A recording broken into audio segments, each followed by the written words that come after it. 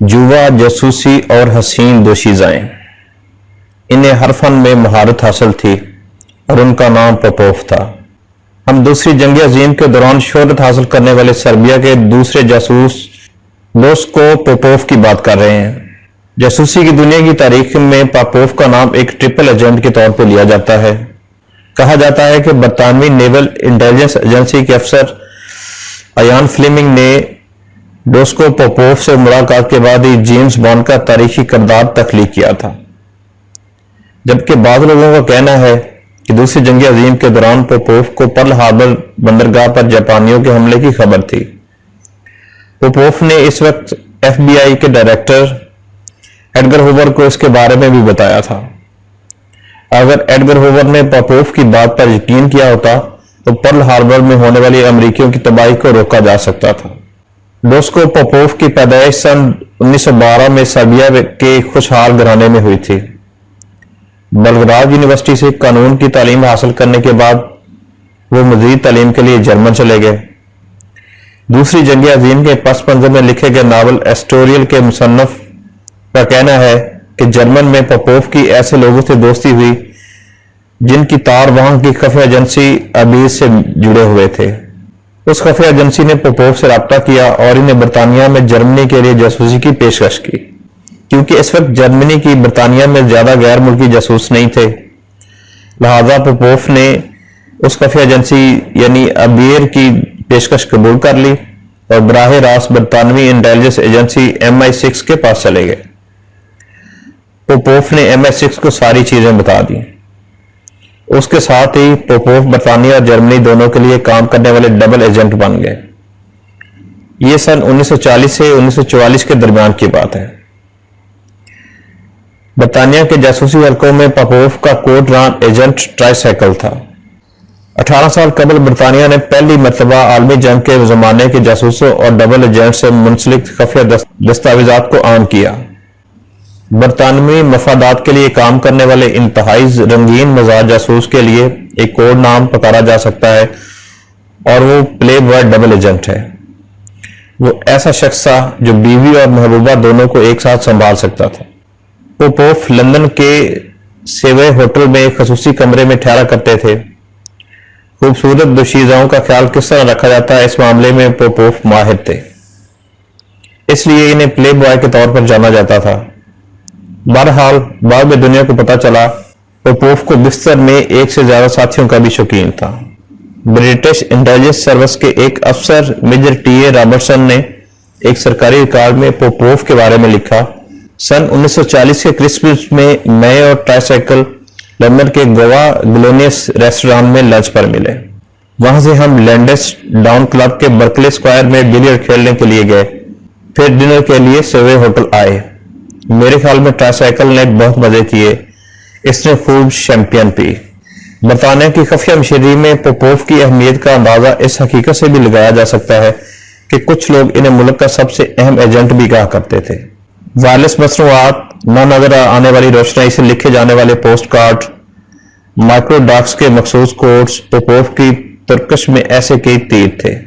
Popov ने अपने German साथियों को यह बावर करा दिया था कि वो इन्हें बरतानिया के मुतल्लिक अहम खुफिया सुराग दे रहे हैं, जबकि हकीकत यह थी कि MI6 की रजामंदी से ही पोपोव ये मालूमात जर्मन को फराहम कर रहे थे। एजेंट ट्राइसाइकिल की फाइल में एक बाब इंतहाई खुफिया के नाम से भी है। इस बाब में इस वाकये का जिक्र था कि जब एक जर्मन ऑफिसर ने पोपोव को बरतानवी हथियारों के बारे में मालूमात इकट्ठा करने के लिए सवालात की एक फहरिस्त दी थी। जर्मन अफसर पोपोव से ये जानना चाहते थे कि बरतानिया में कैम्ब्रिज, वोल्वरहैम्पटन और डार्टफोर्ट में मौजूद फैक्ट्रियों में क्या तैयार किया जा रहा है। बरतानवी फौज के पास किस किस्म की बंदूकें और असले हैं। लेकिन पोपोव डबल एजेंट थे। जर्मनी पोपोव से हर किस्म की मालूमात इकट्ठा करना चाहता था। इनसे पूछा गया था कि बरतानिया के पास कितने जंगी तैयारे हैं, कितने स्पिटफायर और हरिकेन तैयारे हैं, फौज के बख्तरबंद शोबे में क्या क्या है और क्या नहीं है। बरतानी खुफिया सर्विस के ओहदेदारान पोपोव के लिए इन सवालात के जवाब तैयार करते जो बजाय हकीकी लगे, लेकिन वो आमतौर पर नामुकम्मल होती थी। एजेंट ट्राइसाइकिल इन मालूमात को जर्मन हुकाम को फराहम कर देते थे। پوپوف نے نہ نظر آنے والی ایک روشنائی کا فارمولا تیار کیا تھا، وہ اسے ایک گلاس شراب میں ملایا کرتے تھے۔ پوپوف کی فائل میں ایسی درجنوں چیزوں کا ذکر ہے۔ نہ نظر آنے والی روشنی سے لکھے ان کے پوسٹ کارڈ، ایئر میل سے بھیجی گئے خطوط جن پر اوپنڈ اینڈ ایگزامڈ کی مہر لگی ہوئی ہوتی تھی، گرل فرینڈ کو لکھے گئے خطوط جو دراصل ہر مجسٹری کی خدمت میں بھیجی جاتی تھی۔ وہ انگریزی، اطالوی اور فرانسیسی تینوں زبانیں ہی بولتے تھے، جبکہ انہیں جرمن کی زبان نہیں آتی تھی۔ اپنے پیغام میں انہوں نے اتحادی ممالک کی بمباری سے جرمن کے شہروں کو ہونے والے نقصان کی معلومات بھی دی تھی۔ ایسے ہی ایک پیغام میں پوپوف نے کہا تھا کہ جرمن کی ہیمبرگ بندرگاہ کو بمباری سے کافی نقصان پہنچا ہے، لیکن وہ اس کے بعد بھی استعمال کے قابل ہے۔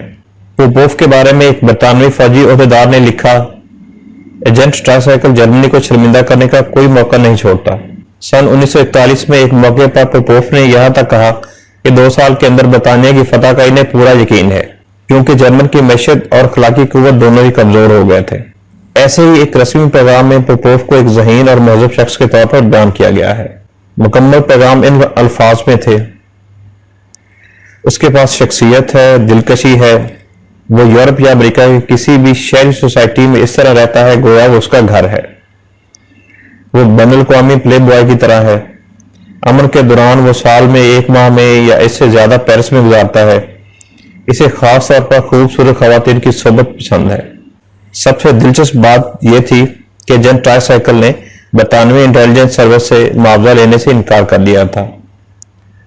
پوپوف کا کہنا تھا کہ جس ملک کے لیے وہ مخلصانہ جذبات رکھتے ہیں، اس کے لیے کام کر کے وہ خوش ہے، اور جرمن اسے ضرورت کے مطابق بہت زیادہ پیسے دیتی ہے، لیکن بہت سے مواقع پر برطانوی خفیہ سروس نے ان کی رقم سے امداد کی تھی۔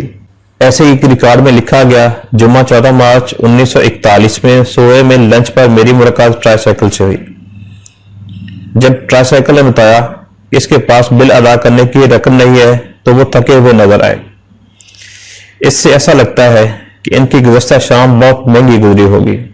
اٹلی میں تربیت حاصل کرنے کے بعد انگریزوں نے پوپوف کو پرتگال بھیج دیا، جہاں ان کے جرمن باس کیسینو اسٹوریل ہوٹل میں مقیم تھے۔ اس وقت پرتگال کا تاریخی کیسینو اسٹوریل ہوٹل جاسوسوں کی سرگرمیوں کا اڈا ہوا کرتا تھا۔ کیسینو اسٹوریل لزبن شہر کے باہر ساحل سمندر پر ایک ریزورٹ تھا۔ مورخ آئرن بتاتی ہیں، دوسری عالمی جنگ کے وقت پرتگال ایک غیر جانبدار ملک تھا۔ یورپ کے دیگر غیر جانبدار ممالک کی طرح ہی پرتگال میں جاسوسی سرگرمیاں اپنے عروج پر تھیں۔ ہوٹل کی لابی، بار، ہر جگہ جاسوسوں سے بھری ہوئی تھی۔ وہاں زیادہ تر جرمنی اور برطانوی جاسوس ہوا کرتے تھے۔ وہ ایک دوسرے کا استقبال کرتے، ملتے جلتے تھے اور خفیہ معلومات حاصل کرنے کی کوشش کرتے تھے۔ پوپوف اور ان کے جرمن باس کیسینو اسٹوریل کے رولر ٹیبل، جو جوئے کا ایک کھیل تھا، اس پر نمبروں کے ذریعے معلومات شیئر کرتے تھے۔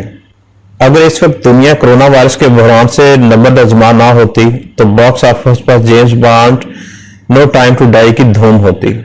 ڈیجان بتاتے ہیں کہ دوسری جنگ عظیم کے دوران سن 1941 میں گرمیوں کی ایک رات کیسینو اسٹوریل ہوٹل میں پوپوف اور ایان فلیمنگ کی ملاقات ہوئی۔ اس وقت ایان فلیمنگ برطانوی نیول ایجنسی کے افسر ہوا کرتے تھے اور بعد میں جیمز بانڈ کا کردار تخلیق کرنے کے لیے دنیا بھر میں مشہور ہو گئے۔ ڈیجان نے کہا، میرا خیال ہے کہ ایان فلیمنگ کے دل میں جیمز بانڈ کا خیال اسی ملاقات کے بعد اسی جگہ سے آیا ہوگا۔ پرتگال کے بعد پوپوف کا اگلا مشن امریکہ تھا۔ ڈیجان کا کہنا ہے کہ امریکہ جانے سے ایک دن قبل پوپوف اسٹوریل میں جوا کھیل رہے تھے۔ اگلے دن انہیں سفر پر جانا تھا تو ان کے پاس بہت سارے پیسے تھے۔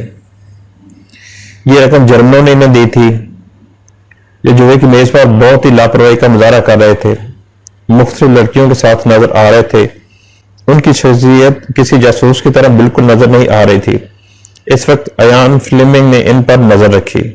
فلیمنگ اور پوپوف دونوں ایک ہی وقت میں اسٹوریل میں موجود تھے۔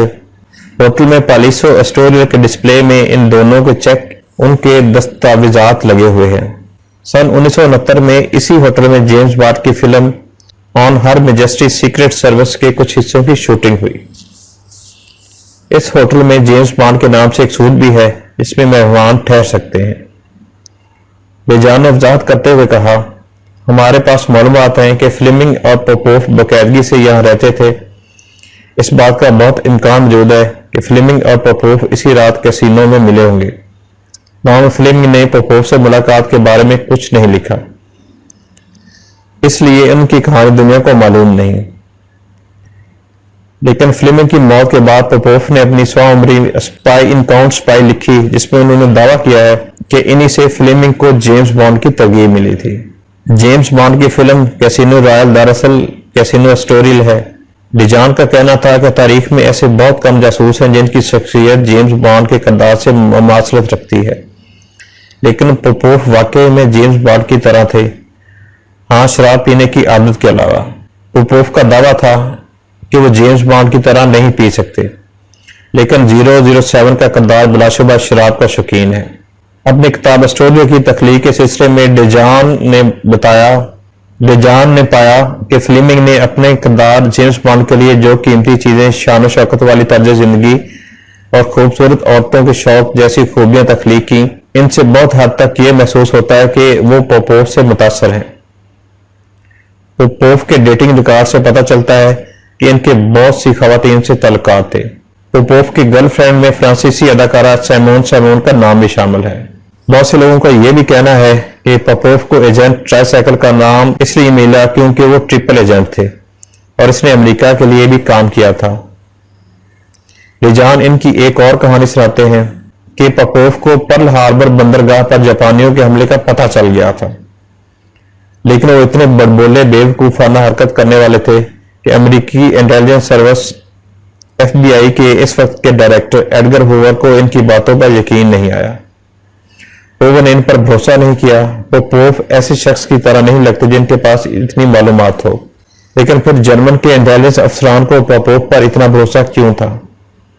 ڈیجان کا کہنا ہے کہ جب پوپوف کا کنبہ بلغراد میں غربت سے لڑ رہا تھا، وہ دولت سے کھیل رہے تھے، ہزاروں لٹا رہے تھے۔ بلغراد میں نازیوں کے حملے کے دوران پوپوف کے اہل خانہ کو یرغمال بنا رکھا گیا تھا۔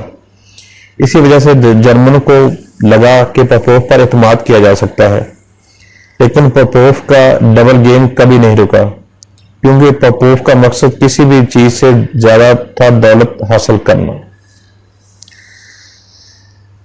ناظرین، آج کی جو سٹوری ہے وہ جیمز بانڈ کا جو کردار ہے، ایان فلیمنگ نے جو کردار تخلیق کیا اس کے بارے میں ہے۔ امید ہے آپ کو یہ کہانی اچھی لگی ہوگی۔ آپ کو اگر کہانی اچھی لگی ہوگی تو میرا چینل ضرور سبسکرائب کیجیے گا، میرے ویڈیو کو ضرور لائک کیجیے گا تاکہ جو نئے آنے والے ویڈیوز ہیں ان کا نوٹیفیکیشن آپ کو مل سکے۔ اپنی دعاؤں میں مجھے یاد رکھیے گا۔ اللہ حافظ۔